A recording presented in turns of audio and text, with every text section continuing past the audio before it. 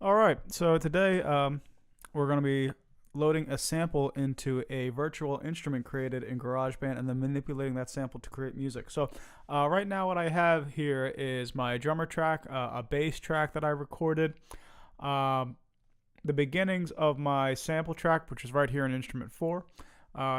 Just a piano part, a harmony instrument here. I could also use guitar or anything that's capable of playing chords, and then the original source audio here. So I'm going to go ahead and complete my recording here by going back to the beginning, hitting record.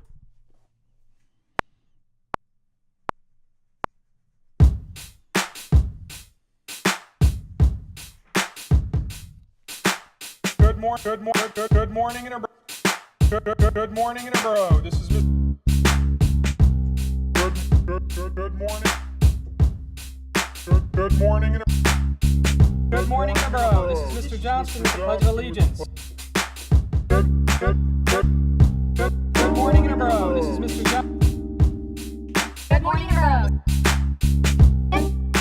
Good morning, interboro.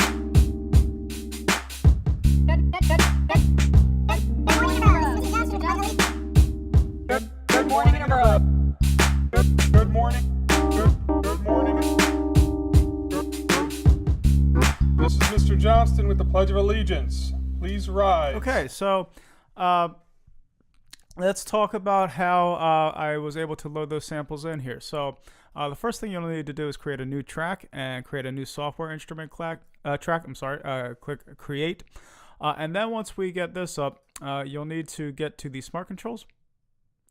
And right here under the track headline, where it says the instrument, we're going to go here to the AU sampler and click mono. Okay, and this brings up our keyboard to put our samples on. Right now it's just a sine wave. Let's go to the settings wheel and go add samples, and then navigate to your desktop. And so you'll have to download this Good Morning Interboro audio from the Google Classroom. And right now you can hear this too. There's the sine, built-in sine wave, and the Good Morning Interboro sample. So we're just going to click on that and click the delete sign, and now you'll hear that we have that assigned to our sampler. And you can mess around with any of these knobs and controls in here if you like. And then once you close that, you can either use, right now I'm using my MIDI keyboard, but also if you wanted to use the musical typing,